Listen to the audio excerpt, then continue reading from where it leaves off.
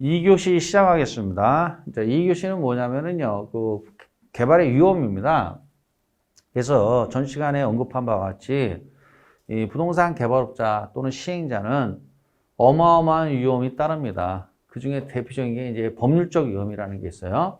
공사법상의 위험입니다. 공사법상의 위험. 그러니까 따라서 이제 예를 들어 건축 허가라든가 또는 이제 용도 변경 이런 걸 하기 위해서는 전부 다 허가를 받아야 되거든요. 근데 만약 그것이 지치되거나 또는 이제 설계 변경을 요구할 수가 있어요. 허가권자가. 그럼 허가권자가 이제 어떻게 해야 돼요? 행정청이 되겠죠. 서초구청이 될 수도 있고, 또는 이제 여기가 서초구니까 서초구청이 될 수도 있고, 또는 서울시장이 될 수도 있는데, 만약에 이제 설계 변경을 요구하게 되면 어떻게 해야 돼요? 추가적인 공사비가 들어가죠, 이게. 아니면 공사가 지체될 수가 있어요. 그러면 이제 분양 원가는 막 올라가는 겁니다. 그 다음에 이제 사법상은 뭐냐면 예컨대 실로 이제 명도 예를 들어서 쉬운 말로 이제 명도라는 게 있죠. 명모가 아니라 명도죠. 왜 이럽니까? 명도가 되죠. 이제 명도라는 건 뭐냐면 이런 얘기죠. 지금 현재 점유자가 있을 거 아니에요. 점유자. 그러면 그 부동산의 점유자를 내보내야죠. 내보내는 건 뭐라고 그래요? 명도라고 그래요, 이게. 근데 이걸 명도라 하는데 명도가 순조롭게 진행되지 않을 수가 있어요. 진행되지 않는 경우가 있어요. 그러면 이제 그 점유자가 이제 거절하고 끝까지 버티는 경우가 있습니다. 그러면 이제 명도 소송을 걸어야 돼요. 그러면 이게 또 골치 아프죠, 이게. 명도 소송 걸고 하면 또 시간 걸리죠. 또는 비용이 또 발생하는 거 아니에요. 이런 것들은 사법상이죠, 이제 이런 것들. 또는 공사하고 있는데 예를 들어 레고랜드가 이제 문제가 터진 게 이거잖아요. 강원도 레고랜드요. 사업하려고 땅 파는데 손사시대 유물이 나온 겁니다. 그러면 공사 스톱입니다. 스톱. 문화재가 나왔으니까 스톱하고 이제 어떻게 해야 돼요? 그것이 다 이제 문화재가 어느 정도 수습된 다음에 사업이 들어갈 수 있어요. 그러면 이게 1년이 걸릴지 2년이 걸릴지 알 수 없어요, 이거.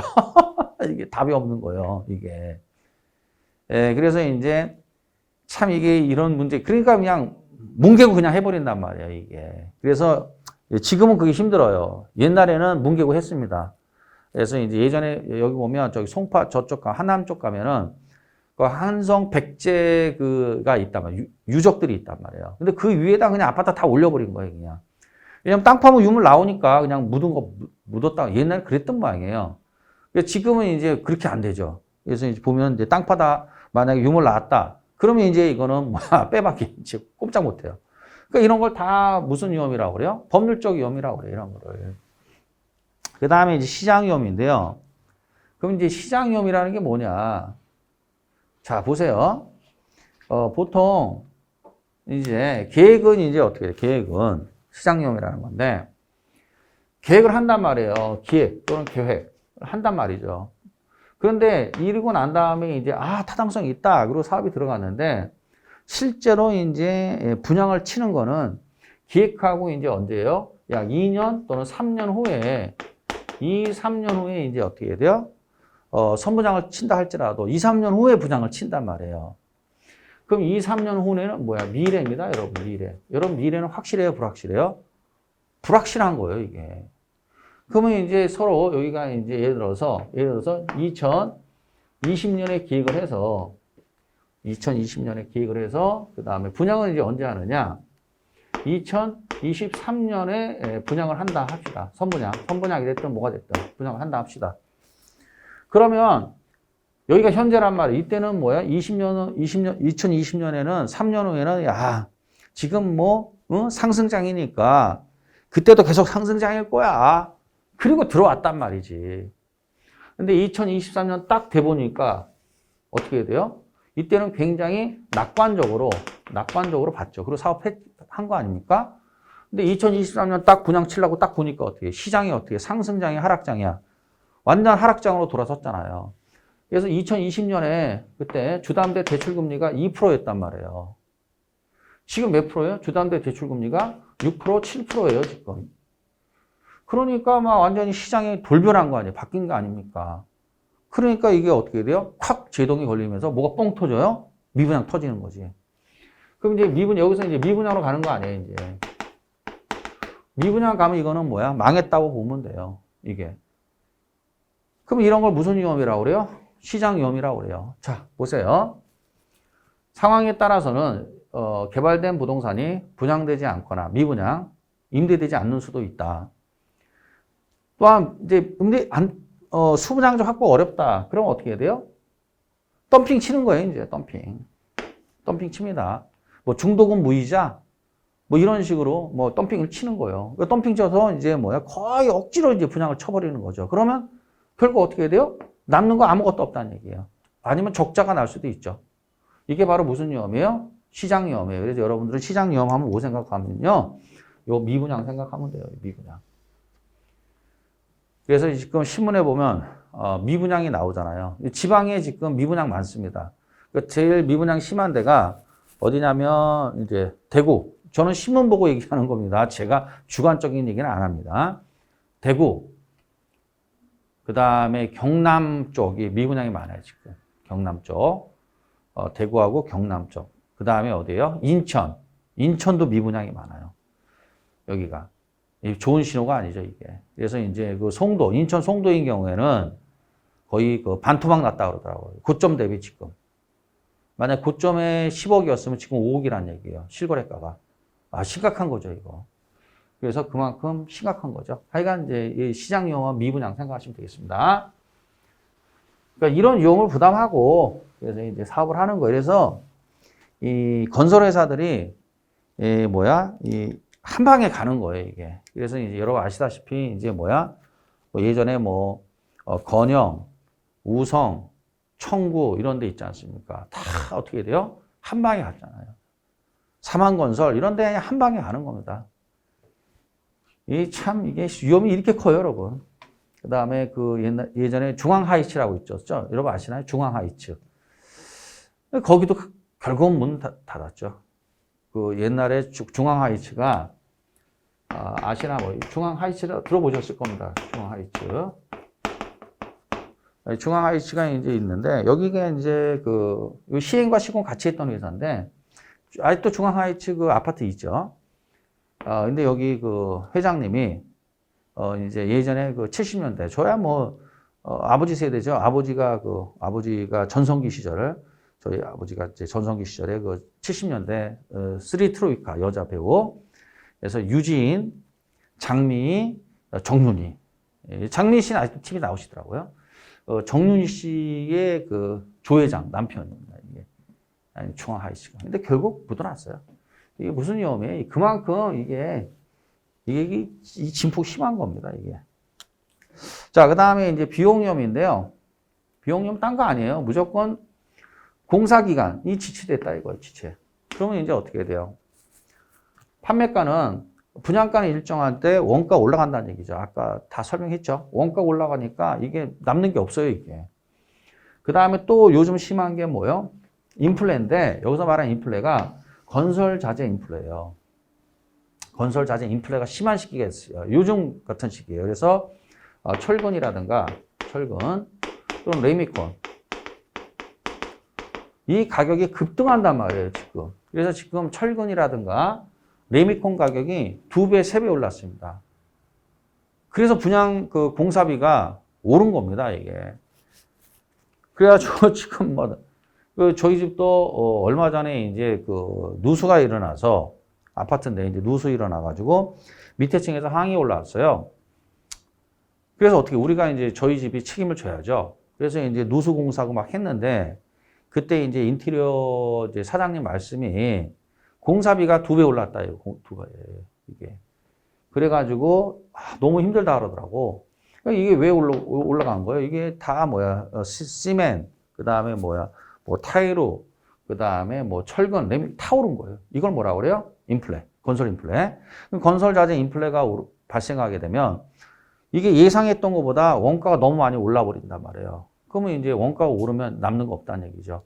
그래서 건설 자재 인플레가 심한 시기에는 공사 기간 중에도 비용이 자주 변동하죠. 올라간단 말이에요. 그 다음에 이제 공사 기간이 길어질수록 비용 위험도 아울러 커진다.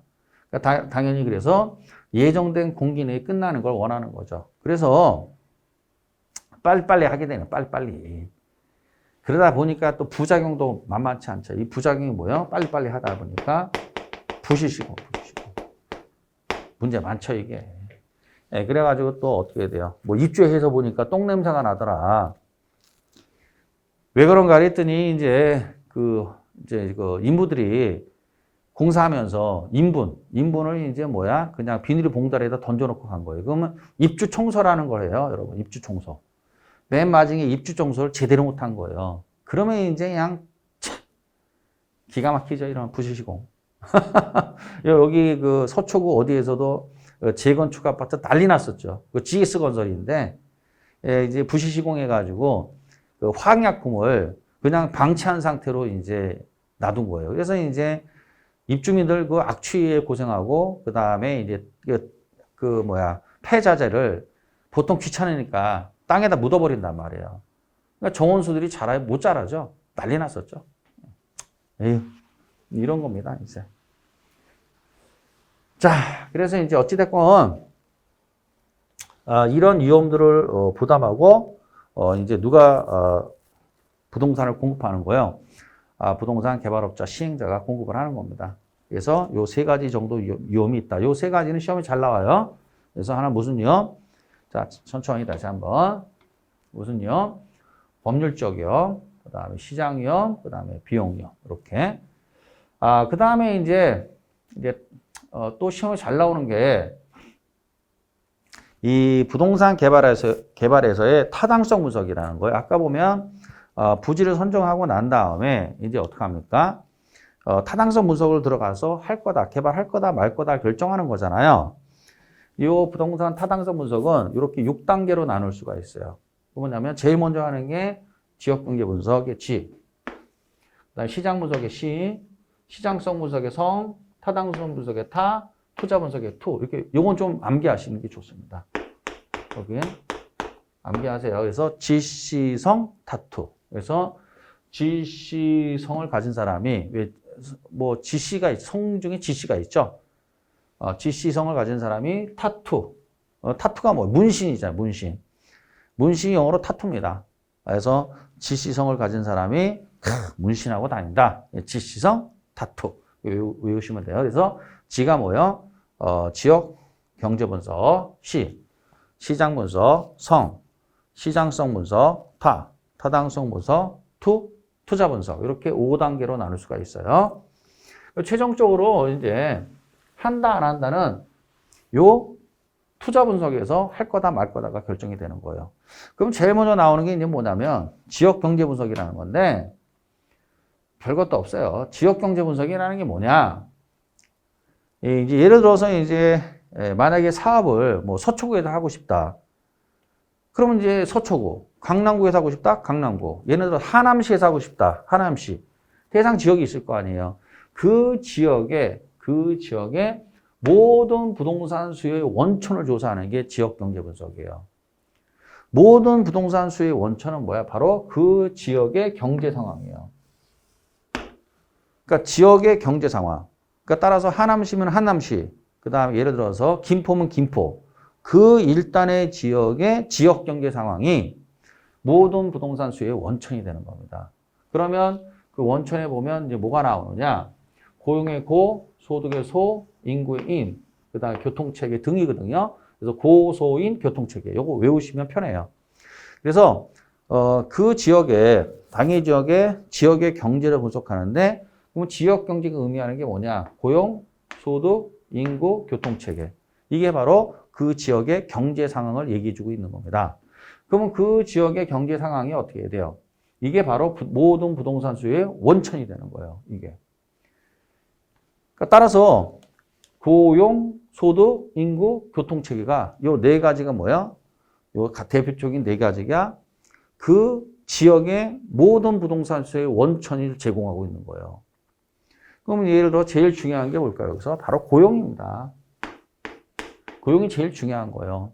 고용이 되지 않으면 소득도 늘지 않고 인구도 늘지 않고 교통도 발달하지 않습니다. 그러니까 무조건 고용이 먼저예요. 그래서 뭐가 있어야 돼? 그 지역에 대기업이 있어야 되는 거예요. 예를 들어서 설명해 드릴게요. 여러분 이제 아산이 있고요. 그 다음에 천안이 있어요. 원래 이제 압도적인 건 천안시예요, 여기가. 여기가 압도적인데 지금 천안하고 아산하고 이제 합치고 싶어도 아산이 싫다고 그래요. 광역시 만들고 싶어가지고. 근데 싫다. 왜 싫다고 그러느냐? 아산에 이제 뭐가 있어요? 탕정에 삼성전자가 있고요. 그 다음에 현대자동차가 여기 있어요. 현대자동차. 공장이 여기 있습니다. 아산에. 천안에 있는 게 아니에요. 천안에는 대기업이 없어요. 근데 대기업 어디 있어요? 아산에 있어요. 그러니까 지금 뭐야? 천안보다 아산이 더 핫한 거예요. 그 아산 신도시가 더 핫합니다. 왜냐? 그 KTX가 들어가니까. KTX가 천안 아산역이라고 있잖아요. 천안 아산역인데 행정구역상 아산에 있어요. 그 천안 아산역이 행정구역상. 그래서 이쪽에 있기 때문에 여기가 이제 또 대기업도 여기 있고 그러니까 여기가 훨씬 더 어떻게 해야 돼요?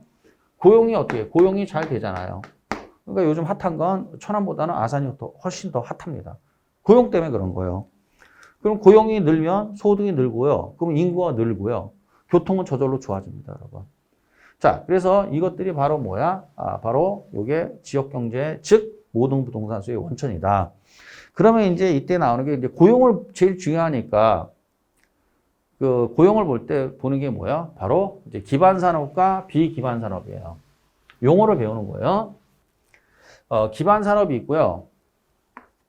비기반 산업이 있는데 기반 산업이 그 지역을 먹여 살리는 산업이에요. 그 예를 들어 나오죠. 제주도 하면 뭐야? 관광이잖아요. 관광. 만약에 이제 이제 예를 들어서 제주도 안 가. 나 일본 갈래. 더 싸. 재밌어. 거기가 더 싸고. 그러면 이제 제주도는 폭망하는 거예요, 이제. 이게 지금 뭐 그런 거 나오고 있죠, 뉴스에 보면. 그 다음에 이제 거제도는 뭐야? 조선입니다. 이 거제도에 뭐가 있냐면, 삼성중공업하고 대우조선 해양이 있단 말이에요. 거제도의 인구가 한 20만 되는데, 그 중에서 9만 명이 조선산업에 종사하는 사람들이에요. 그러니까 만약에 조선이 휘청된다, 그럼 거제도의 경제도 휘청되는 겁니다, 그게. 네, 그 다음에 이제 울산하면 뭐요? 현대자동차. 그 다음에 자동차 산업, 그 다음에 또 뭐가 있어요? 거기 석유화학. 거기 S오일이 있단 말이에요. 석유화학 콤비나트라가 있거든요. 그러니까 따라서 만약에 그런 것들이 휘청하면 울산도 그냥 휘청하는 겁니다. 결국 이 기반 산업에 의해서 고용이 이루어지는 거고 그 사람들이 이제 소비할 거 아닙니까? 그러면서 뭐가 나오는 거예요? 비기반 산업이 나와요. 서비스 활동이죠. 그러니까 만약에 기반 산업이 망가지면 비기반 산업도 망가지는 거예요. 그러니까 기반 산업이 망가졌다. 그러면 어떻게 해야 돼요? 공실 막 나오는 겁니다. 아파트는 미분양이고 무조건 공실 나오는 거예요. 그러니까 따라서 우리한테 중요한 건 뭐예요? 이 기반 산업이 어떠냐에 따라서 그 지역의 경제가 달라진다는 얘기예요. 그러니까 여기가 제일 중요한 거지. 여기를 잘 보고 있어야 된다는 얘기예요. 그래서 앞으로 향후 장래의 성장 가능성이 높다라는 건 무슨 말이냐? 이 기반 산업이 화랑일 가능성이 높다는 얘기죠. 그러면 거기는 어떻게 해야 돼요? 굉장히 부동산 수요가 충분하다고 우리가 판단할 수가 있는 거죠. 그래서 지역을 선정하는 겁니다. 이렇게. 자, 그러면 이제 보면 여기서 이제 또 이제 보는 게 뭐냐면 바로 이 LQ라는 거예요. 계산 문제로 잘 나오는데 LQ가 이제 이거를 입지 계수라고 그래요. 입지 계수. 그래서 입지 계수가 1보다 크면 기반 산업이고요. 1보다 작으면 비기반 산업이에요. 요거 따지는 거예요. 그럼 만약 A지역 X산업의 입지 계수를 계산하시오. 그럼 이렇게 계산하는 거거든요. 이게 뭐냐? 별거 아니에요. 복잡해 보이는데 썰렁해, 썰렁. 자, 해드릴게요. 만약에 여기가 이제 뭐냐면 X산업이 있고 그 다음에 Y산업이 있다. 두 개의 산업만 있다고 가정을 합시다.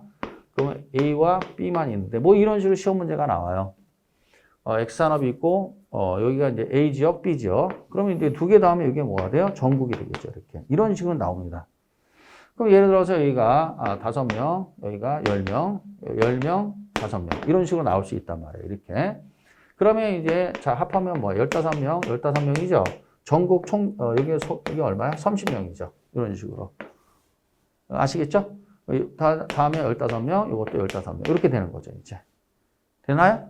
그러면 이제 15명 딱딱 떨어지네. 예, 이렇게 떨어지는 거죠. 자, 그러면 이제 한번 해봅시다. 그러면 이 경우에, 여기 A 지역에 X산업에 요걸 계산하시오. 요걸 계산하는 거예요, 요걸 계산하시오. 이런 거예요. 그러면 이제 요걸 계산해 보면 어떻게 계산하면 되냐면은, 이렇게 계산하면 일단 뭐야? 전국부터 나와야 돼요. 분모는 전국이에요. 그럼 전국에 전체 고용된 사람이 몇 명이에요? 30명이죠. 30명이 고용됐는데, 전국입니다. 전국에 X산업이에요. 30명 고용되는데 그 중에 15명이 X산업에 종사하고 있네요. 그러면 이게 고용비가 얼마예요? 고용비가 딱 0.5가 되죠. 그러면 전국에서 평균이 전체 고용의 50%가 X산업에 종사하고 있다는 얘기예요. 30명 중에 15명이 X산업에 종사하고 있으니까. 그거 됐습니다. 그러면 이제 A 지역의 X산업을 한번 해봅시다. 이번에 A 지역이니까 분모는 전국이고요. 분자는 그 지역이 되는 거예요. 분모는 전국, 분자는 그 지역. 그러면 이제 A 지역의 X를 한번 봅시다. A 지역을 보시면 전체가 15명이잖아요. 전체. 고용된 게 15명이죠. 그 중에서도 5명이 어디에 종사하고 있어요? X산업에 종사하고 있잖아요. 그렇죠? 15명 중에 5명이 종사한단 말이에요. 이렇게. 그럼 5, 1은 5, 5, 3, 3분의 1이네요. 3분의 1이면 0.33 정도 나올 거예요. 맞죠?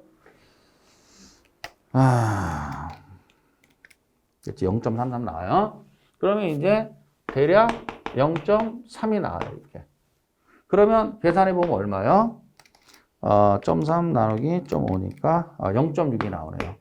그러면 이게 바로 A지역 X산업의 LQ가 되는 거예요. LQ가 얼마야? 0.6이 나오는 거예요. 1보다 커요, 작아요? 작죠? 그러면 작기 때문에 A지역에서 X산업은 뭐야? 비기반 산업이다. 이런 식으로 표현을 하는 겁니다. 알겠습니까? 예. 자, 그래서 이렇게 하고 자, 그래서 이제 우리가 LQ라는 걸 가지고 어떻게 돼요? 기반 산업과 비기반 산업을 찾아낼 수 있고 그 다음에 중요한 건 기반 산업이니까 기반 산업이 향후 성장 가능성이 있느냐 없느냐에 따라서 성장 가능성이 있다. 그러면 이제 고용, 소득, 인구, 교통 체계가 좋아지겠구나. 그러면 거기에 맞춰서 그 지역을 관심 있게 보는 거죠. 전국 중에서 만약에 만약 김포다. 김포가 지금 이제 다시 5호선, 전철 5호선이 들어간다 그러죠. 신도시 들어온다 그러죠. 그럼 교통이 좋아지는구나.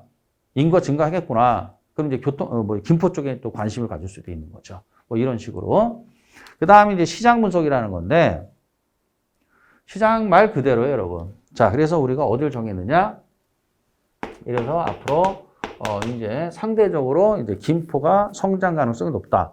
그럼 김포를 딱 선정을 했어요. 지역 경제 분석을 통해서. 그랬더니 이제 여기서, 자, 우리는 이제 뭘 공급하는 거냐? 아파트입니다, 여러분. 아파트를 공급을 하는데, 여기 와서 시장 분석이라는 게 뭐냐면, 이게 수요와 공급이에요. 시장은 뭐죠, 여러분? 수요 공급인데, 우리는 뭐야? 3년 후 또는 4년 후에 분양할 거 아니에요. 그러니까 미래죠. 미래. 그러니까 2년, 3년 후에 분양을 할 거다. 그럼 미래의 수요와 공급을 보는 거죠. 이 아파트에 대해서. 이게 무슨 분석이에요? 시장 분석이에요. 그럼 당연히 뭐가 많아야 돼요? 수요가 많다고 판단이 돼야 되는 거죠.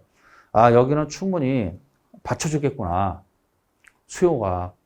그러면 아파트가 충분히 팔리겠구나. 라고 우리가 판단할 수 있단 말이죠. 그러면 김포가 맞다. 그런데 만약에 반대로 어떻게 공급이 더 많다라는 건 2, 3년 후에 여기는 너무 초과 공급돼서 미분양 터지겠구나, 아파트가. 그럼 여기 들어가면 안 되는 거죠. 안 들어가는 거예요, 이게. 따라서 이렇게 돼야만이 수요가 더 커야만이 어떻게 돼요? 여기는 오케이. 그리고 들어가는 거죠. 그러니까 따라서 만약에 이런 이 타당성 분석 이런 것들을 게을리하게 되면 어떻게 되는 거냐면 결국 뭐야? 건설회사는 부도가 날 수밖에 없어요. 그런 회사들은. 그러니까 결국 이제 이렇게 이런 것들을 이제 충실하게 했는데도 불구하고 시장상에 너무 안 좋아서 그런 건 어쩔 수가 없지만은 이런 거를 게을리해가지고 말이에요. 부도가 날 수도 있죠.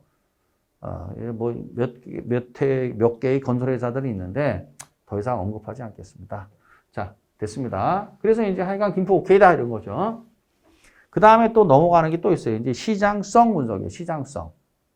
시험에 제일 잘 나오는 게 이겁니다. 시장성. 이게 제일 잘 나와요. 이거 잘 나오니까 별 표시하고 잘 알고 계셔야 돼요. 시장성이라는 게 뭐냐? 시장성 이퀄 마케팅이에요. 시장성 이퀄 뭐라고요? 마케팅. 그럼 마케팅이라는 게 뭐냐면 분양 또는 임대 이거잖아요. 임대. 그러니까 우리가 딴 게 없어요. 우리 마케팅은 딱 두 개예요. 우리는 분양 아니면 임대예요. 분양 아니면 임대. 그럼 분양될 또는 임대될 가능성. 이 가능성. 이걸 뭐라고 그래요? 여기 와서 이거를 시장성이라고 표현하는 거예요. 그러면 시장성이라는 게 뭐냐? 임대되거나 분양되거나 임대될 가능성이에요. 분양되거나 임대될 가능성이 뭐야? 시장성이에요. 이거 중요한 말입니다.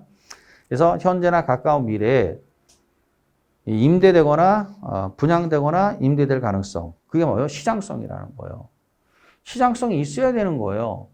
만약 시장성이 없으면 어떻게 해야 돼요? 사업하면 안 되는 겁니다. 시장성이 없다라는 건 뭐예요? 쉽게 말하면 시장성. 이게 뭐예요? 이게 팔릴 가능성이 아니에요. 우리가 판다라는 건 상품을 판다. 그러니까 보통 어떻게 돼요? 장사꾼이 상품을 팔잖아요. 근데 우리는 상품을 파는 게 두 개란 말이에요. 상품을 판다라는 건 두 가지 개념으로 생각할 수 있어요. 분양할 거냐, 임대할 거냐. 요거를 팔릴 가능성을 뭐라 그래요? 시장성이라는 거예요. 판다, 그럼 뭐야? 분양 아니면 임대니까. 이게 바로 시장성이 돼. 이거 막 막무가내로 외우던데 그러지 말고 우리는 판다, 상품을 판다. 우리는 분양 아니면 임대예요. 요 팔릴 가능성, 시장성 이거 얘기하는 거예요. 이게 중요해요. 이게 없으면 들어가면 안 되는 거예요. 이거 없는데 들어갔다 그건 자살행위나 마찬가지죠. 뭐 미분양 뻥 터질 텐데 그렇지 않습니까? 그러면 이제 이 시장성이 중요한 말이에요. 그러면 이제 시장성 분석의 일종으로 뭐가 있어요? 흡수율 분석이 있어요. 흡수율 분석. 이게 또 시험에 그렇게 또 잘 나와요. 이게 흡수율 분석이. 그래서 이제 시장성 분석의 일종이 뭐야? 흡수율 분석이라는 게 있어요. 그 흡수율이라는 게 뭐냐? 읽어드릴게요. 시장에 공급된 부동산이 시장에서 일정 기간 동안 소비되는 비율 또는 흡수된 비율이에요. 그럼 따라서 이제 흡수율 나오면 뭐가 나와야 돼요? 흡수된 비율 또는 뭐야? 소비된 비율. 요거예요. 요거. 흡수된 비율 또는 소비된 비율. 근데 제가 지금까지 강의를 해보면은 이게 참 처음 공부한 분들은 어려운가 봐요. 이게 왜냐하면 이거를 좀 관심 있게 안 봤기 때문에 그렇죠, 여러분. 근데 이제 여러분들이 앞으로 제가 할 수 있는 얘기는 이거야. 이게 뭐야? 이게 너무 어렵지? 이렇게 생각하실 수도 하는 분이 있을 수 있기 때문에 하는 이야기인데, 여러분들이 어차피 나중에 이제 합격하는 것도 물론 중요하지만 그거보다 더 중요한 건 뭐냐면 합격한 이후에 여러분들이 중개활동을 하실 때 비즈니스를 하실 때 이런 것들을 맞닥뜨린단 말이에요. 이런 걸 맞닥뜨렸는데 이게 뭔지도 모르면 이거 어떻게 하겠습니까? 그거. 그래서 지금 어느 정도 기초를 배운다고 생각하시면 됩니다. 그래서 전문가가 되기 위해서 전문가들이 쓰는 어떤 용어들을 여러분들이 배우신다고 생각하시면 되겠습니다. 자, 그러면 이제 흡수율이라는 게 뭐냐? 흡수된 또는 소비된 비율이라는 건데 이게 무슨 말이냐? 이런 얘기예요. 그래서 여기서 중요한 건 뭐냐면 여기 미래예요. 미래에 대한 추세를 파악하는 겁니다. 이게. 그러면 이제 이게 무슨 말? 여기 이제 김포라고 그랬잖아요. 김포에 만약에 34평 아파트가 이제 요거 아파트예요. 요 아파트만 딱 보는 거예요. 요게 이제 얼마나 이제 분양이 성공했느냐를 보는 거예요. 그랬더니 보세요. 과거 보죠. 이제 과거 실적을 파악하는 거, 실적. 과거 예를 들어서 1년 동안에 과거 1년 동안에 김포에서 34평 아파트가 과거 1년 동안에 약 500세대면 너무 적다. 약 1000세대가 어떻게 돼요? 이게 분양에 성공했대요. 그럼 결국 1년에 몇 세대가 흡수된 거예요? 이 흡수된 거죠, 이게. 얼마가 흡수된 거예요? 흡수, 소비된 거예요. 그죠? 34평, 김포죠. 여기 김포에서 34평 아파트가 1년에 흡수된 세대수, 소비된 세대수가 몇 세대예요? 1000세대다. 이렇게 파악을 하는 거죠. 이게 흡수율이라는 거예요, 이게. 아하, 그렇구나. 그럼 김포에서는 1년에 34평 아파트가 1000세대씩 소비되는구나. 과거의 실적을 보고 우리가 얼마든지 파악할 수 있거든요. 이게 바로 뭐라고요? 이거를 흡수율이라는 거예요. 뭐라고요? 흡수율. 근데 이거는 과거의 흡수율이죠. 중요한 건 우리는 과거의 미래예요. 미래. 여러분 아시다시피 이 미래를 예측하기 위해서는 과거의 데이터가 있어야 되는 거예요. 아무것도 없는 상태에서 미래를 예측할 수는 여러분은 없습니다. 이게 여러분이 무슨 말이냐? 그 시험 보실 때 내년 10월달 시험 보실 때 시험 즈음에서 본고사 시험 즈음에서 여러분이 합격할 거냐 불합격할 거냐? 그러니까 예를 들어서 이제 9월달에요. 내년 9월달에 판단하는 거예요. 내가 10월달에 합격할 거냐 못할 거냐는 과거에 이걸 보면 된다요. 실적을. 과거에 뭐요? 책 한 번 쳐다본 적 없고, 네? 기본서 읽어본 적도 없고 수업도 그냥 대충 설렁설렁 들었는데 어떻게 합격을 하겠냐고요. 그건 말이야 막걸리야 이렇게 되는 거지. 공을 들이질 않았는데 말이 돼요? 근데 과거에 딱 보니까 내가 기본서 가지고 열심히 기본서를 보고 인강도 열심히 봐가지고 예습과 복습을 철저히 했다. 문제풀이도 다 했다. 그러면 뭐야? 충분하다. 오케이. 이렇게 되는 거 아니에요. 그렇지 않으면 또 아닌 거고. 바로 그게 바로 이런 얘기예요. 그러면 이 과거의 내용을 가지고 요 미래를 예측을 하는 거예요. 그랬더니 요 추세를 보니까, 이게 추세 분석이죠. 추세를 분석해 보니까 역시 1년에 1000세대를 어떻게 해야 돼요? 소비하겠구나. 그러면 이제, 그렇구나. 김포에서는 어떻게 해야 돼요? 1년에 예상할 수 있죠. 1년에 예상 1000세대 34평 아파트가 1000세대씩 소비되겠구나. 그럼 이거에 맞춰서 분양 세대수가 결정이 되는 거예요. 그럼 1년에 1000세대 되니까 1000세대를 넘으면 안 되는 거죠. 분양할 때. 이런 식으로 이제 흡수율 분석을 하는 겁니다. 정리하고 다시 이게 중요한 거니까 여러분 제가 중요하다는 얘기는 모의고사는 당연한 거고요. 본고사에 계속 나온다는 얘기예요. 낼 수밖에 없고. 이걸 왜 내냐? 이유가 있습니다. 그거는 이제 천천히 진도 나가면서 알려드릴게요. 다시 한번 시장성 나오면 뭐야? 팔릴 가능성. 우리가 판다는 건 뭐죠? 분양 또는 임대 가능성. 이렇게 되는 거죠. 그럼 이 시장성 분석에 일종의 뭐가 있다? 그 시장성 분석에 하는 방법 중에 하나가 뭐가 있다? 흡수율 분석이 있다. 그 흡수율이 뭐냐? 그러면 일정 기간 동안에 실제로 특정 유형의 부동산이 흡수된 소비된 비율이다.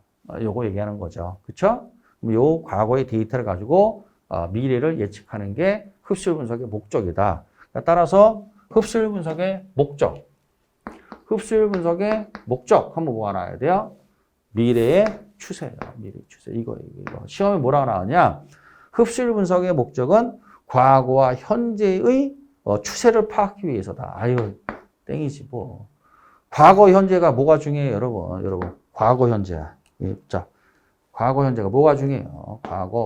과거와 현재의 어떻게 추세를 땡이야. 과거 뭐 중요해요? 참고 사항이지. 그렇지 않습니까? 우리한테 중요한 건 뭐야? 과거 현재요? 미래지 뭐예요, 미래. 그렇죠? 미래지향. 부동산학은 굉장히 미래지향적입니다. 이게. 법은 과거지향적이에요. 여러분들이 배우시는 법은 전부 다 과거지향적이에요. 판례라는 게 다 과거의 그 사건, 사고들 있잖아요. 네? 우리는 굉장히 미래지향적이죠. 그러니까 이게 벌써 부동산학 또는 부동산을 이렇게 다루는 사람들은 아주 미래지향적으로 생각하고 좀 길게 생각해야 돼요. 그래야지 이게 딱 어울리는 겁니다. 자, 그래서 이제 설명했고요. 그 다음에, 이제 타당성 분석과 투자 분석이 있는데, 자, 보겠습니다. 타당성 분석이라는 게 뭐냐면, 이제, 자, 다 끝났어요, 이제. 야, 다, 오케이. 그래서 김포에다가 34평 아파트 1000세대 내가 공급하겠다. 결정 났어요. 그러면 이제 그것에 대해서 이게 김포에다가 1000세대를 내가 공급을 하게 됐을 때 충분한 수익성이 있느냐 없느냐, 돈이 되느냐 안 되느냐 따지는 걸 타당성 분석이라고 그래요. 그 다음에 타당성 분석을 하고 투자 분석으로 넘어오는 거예요. 그럼 투자 분석에서는 이제 뭐냐면 만약에 이 얘기예요. 이제 개발할 곳이 김포에 이제 A지구, 그 다음에 하남에 B지구 이렇게 두 개가 있다 이거야. 이 중에서 이제 뭘 하냐? 수용가를 한번 조사하는 거야, 수용가.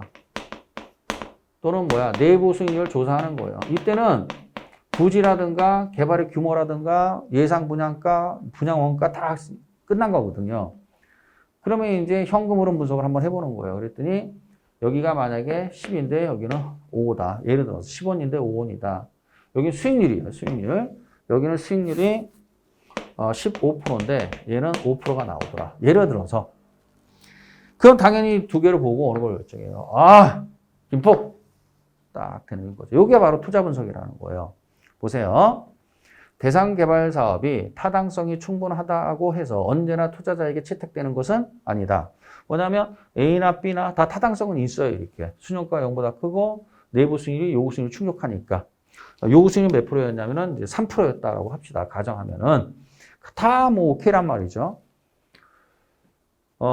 그러면 투자자 입장에서 대상 개발 사업은 투자 가능한 대안 중에 하나일 뿐이다. 그래서 여러 개의 대안 중 받아들일 수 있는 위험 수준에서 그렇죠? 최고의 수익을 창출하는 투자 대안을 선택하는 게 바로 투자 분석이에요. 그럼 여기 보세요. 두 개가 다 요구 수익이 충족이 된단 말이죠. 두 개 다. 그럼 이제 두 개 중에 하나를 골라야 되잖아요. 두 개 다는 할 수 없고. 그래서 최종적으로 낙점된 게 뭐예요? 김포.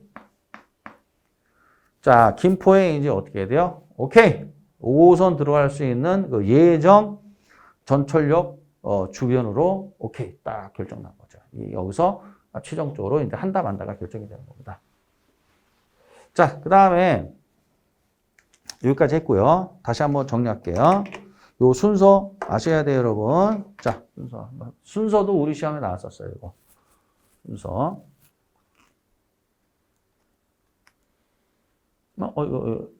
여기 있죠. 순서. 지시성, 다투. 지역경제 분석, 시장 분석, 시장성 분석, 타당성 분석, 투자 분석. 자, 지시성, 다투. 뭐, 기반산업, 비기반산업. 이런 것들을 좀, 용어에 대해서 좀 아셔야 돼요. 그러니까 따라서 그 지역에 성장하느냐, 못하느냐는 딴 거 없어요, 여러분. 뭡니까? 기반산업, 고용. 이걸 잘 보고 있으면 돼요. 그래서 지금 지방이 자꾸만 인구가 줄고 수도권이 인구가 느는 게 뭡니까? 이유는 당연하게 직장 때문에 그런 거 아니에요. 직장이 없으니까 많은 젊은이들이 수도권으로 몰리는 거 아닙니까? 그러면 이제 서울에 살던 그 쭉 사는 사람들은 관계가 없는데 지방에서 이제 서울 올라오면 가장 큰 문제가 직장을 얻어도 참 큰 문제가 뭐예요? 높은 주거 비용이잖아요. 이게 참 힘들죠. 먹고 살기가 그래서. 그러니까 자꾸만 어디를 직장 때문에 이 기반 산업 때문에 고용 때문에 지방의 인구는 감소하고 수도권의 인구가 증가하는 거 아닙니까? 안타깝죠. 자, 그 다음에 이제 우리가 민간 개발 방식으로 가는 건데 민간 개발 방식에서 우리가 자체 개발 사업을 이미 했단 말이죠. 자체 개발 사업을 했으니까 됐고 그러면 이제 뭐가 있냐면 이 공사비 대물 변제형이라는 게 있어요. 이게 무슨 말이냐 이거예요. 그러면 여러분들이 여기 있다. 요거를 한번 좀 봐주시면 좋아요. 그래서 여러분들이 이제 이런 거구나. 여러분들 신문에서 떠들썩했던 게 강동구에 있는 둔촌주공 재건축 사업이란 말이에요. 그래서 이 사업이 단군 이래 최대의 재건축 사업이에요. 이게 이 사업이 제일 큰 사업이에요. 근데 지금 뭐 우여곡절 끝에 이제 공사를 재개했는데 요 나온 신문 내용은 이제 뭐냐면은 제가 스크랩을 한 건데 이제 요 내용은 이제 그 얼마 전에 몇 달 전에 나온 그 내용입니다. 보면은 이제 보면 뭐가 나왔냐? 둔촌주공 시공사업단이라고 나와요. 이게 공사 규모가 어마어마하게 크기 때문에 여기에는 이제 시공업자가 4개나 달라붙었어요. 그래서 현대건설, 현대산업개발, 그 다음에 여기 보통 현산이라고 그래요. 현산. 실무에서. 그냥 여기 현대라 하고. 현대건설, 그 다음에 현산, 그 다음에 대우건설, 그 다음 롯데건설. 요 4군데가 들어온 거예요. 워낙 규모가 크기 때문에. 네, 그래서 이걸 뭐라냐. 이제 컨소시엄 구성 방식이라고 그래요. 컨소시엄. 그러면 이 컨소시엄 봅시다. 여기 뭐 나왔냐. 여기 보면 컨소시엄 나오죠. 컨소시엄이라는 게 뭐냐면 보세요. 대규모 개발 사업이기 때문에 어떻게 해야 돼요? 법인 간에 컨소시엄을 구성하여 이렇게 돼 있죠. 여러 법인이 여러 회사가 참여하는 거예요. 그래서 여러 건설사가 한 사업에 참여하는 겁니다. 이렇게. 이걸 뭐라고 그래요? 컨소시엄 구성 방식이라고 그래요. 그럼 컨소시엄이다. 그럼 벌써 개발의 규모가 굉장히 크다는 얘기죠. 컨소시엄 구성 방식. 자, 됐어요. 그럼 이제 컨소시엄 이제 알았죠? 컨소시엄. 자, 이 4개의 이제 건설회사가 컨소시엄을 참여했어요. 그래서 이제 재건축 사업에 이제 참여한 거죠. 그러면 요 내용 개요로 보면은 자, 보겠어요. 개요로 보면 자, 규모가 이제 어떻게 바뀌냐면 여기가 이제 5층에서 10층짜리 이제 아파트가 165개 동이 있대요. 이거를 35층 그 다음에 85개 동으로 이제 바꾸는 거죠. 둔촌 재건축 얘기하는 거예요. 근데 현재 가구 수가 5,930가구래요. 이거를 12,000가구로 바꾸는 거죠. 근데 여기 보면 잘 보세요.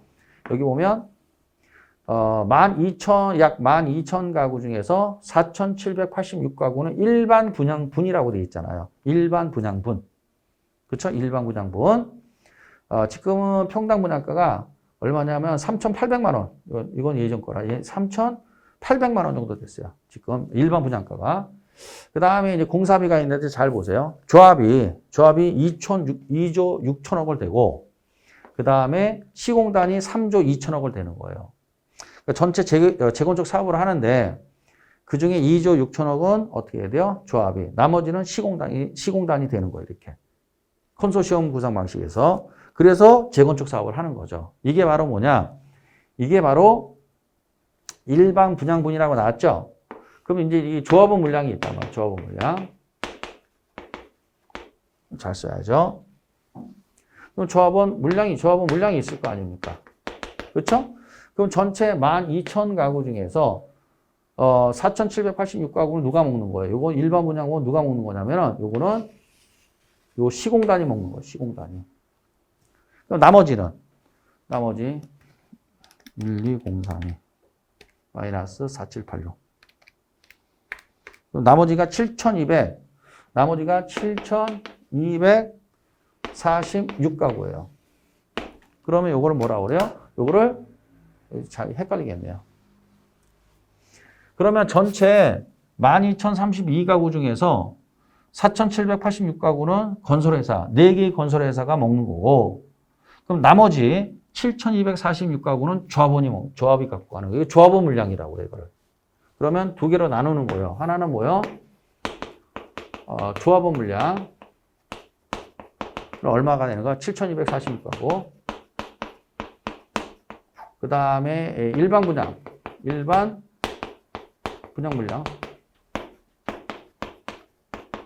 일반 물량은 어떻게 돼요? 물량이 4,786가구가 되는 거예요. 이거 외울 필요가 없어요. 자, 그러면 이제 어떻게 돼요? 조합도 공사비를 대고 건설회사도 공사비를 대죠.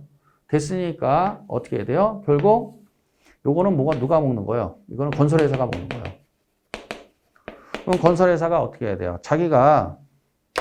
건설회사가 3조 2천억이나 됐잖아요. 그럼 이거에 대한 대가가 있어야죠. 그 대가를 누가 먹는 거예요? 여기에 건설회사가 먹는 거예요. 그럼 요거를 어떻게 요거를 건설회사들이 요거를 요만큼 분양을 하는 거예요. 건설회사들이. 이걸 일반 분양이라고 해요. 그래서 요 분양에서 공사비 회수하는 거예요. 이런 식으로. 그래서 이제 이거 일반 분양하는데 지금 신문 보니까 시끌시끌하죠, 이제. 이거 노리는 사람들 많죠, 지금 현재. 자, 어찌됐건 간에 이런 식으로 이제 나눠 먹는 거죠. 이걸 우리가 뭐라 하느냐. 이걸 퉁쳐서 공사비 대물 변제 방식이라고 해요. 공사비 뭐라고요? 대물 변제 방식. 그러면 자, 천천히 다시. 조합이 땅을 댑니다. 재건축 조합이 땅을 대고, 그 다음에 공사비 일부를 대죠. 그 다음에 건설회사가 공사비 일부를 댄단 말이에요. 그래서 같이 사업을 하는 거예요, 이게. 같이 사업을 합니다. 하면 어떻게 해야 돼요? 건설회사도 자기 목이 있어야 되잖아요. 그 목이 뭐예요? 이 공사비를 뭐로 주는 거예요? 공사비를 물건으로 대신 변제한다. 이런 뜻이에요. 공사비를 물건으로 대신 변제한다. 그게 바로 뭐예요? 요 일반 분양 물량이라는 거예요. 요거 가지고 공사비를 대신 변제하는 겁니다. 그래서 이런 식으로 퉁치고 사업을 하는 거죠. 이렇게. 그래서 보통의 이 재건축 재개발 사업은 대부분 공사비 대물 변제 방식이 우리나라에서. 그래서 요거를 알면은 여러분들이 재건축 재개발 조합원 물량, 일반 분양 물량 이해할 수가 있단 말이에요. 자, 그래서 이제 이걸 보면 다시 읽어드릴게요. 이걸 봤으니까. 자, 대물 변제 나왔죠? 뭐라고 되어 있어요? 등가 교환형 같은 말이에요. 자, 토지 소유자, 즉 조합이 재건축 재개발 조합이 땅을 제공하고 그 다음에 공사비는 어떻게 해요? 이 조합하고 토지 소유자 조합하고 건설회사 간에 계약에 의해 각각 부담하죠. 아까 봤죠? 그 다음 완공된 물량을 토지 소유자와 즉 조합과 건설회사가 기여도에 따라서 배분하는 형태. 이걸 우리가 뭐라고 그래요? 공사비 대물 변제를 한다. 따라서 건설회사는 대물로 변제받은 물량을 분양하여 공사비를 회수하는 방식이다. 자, 여기 보면 다시 한번 그러면 강동 둔촌주공 재건축 사업에서 전체 준공된 전체 가구수 중에서 4,786 맞구나. 4,786가구를 건설회사 목이잖아요. 그렇죠? 그러니까 이거 분양해서 자기가 공사비 부담한 것을 충당한다. 라는 게 바로 뭐야? 공사비 대물 변제 방식이다. 이게 되는 거죠. 이렇게 알고 계시면 되겠어요. 이게 대부분 다시 한번 설명하지만 대부분의 재개발 재건축 사업은 이 공사비 대물 변제 방식을 많이 쓰고 있습니다. 그럼 제가 세 가지를 설명했어요. 하나는 뭐예요? 자체 개발 사업, 컨소시엄 구성 방식, 공사비 대물 변제까지. 나머지는 이제 조금 쉬었다가 또 설명하도록 하겠습니다.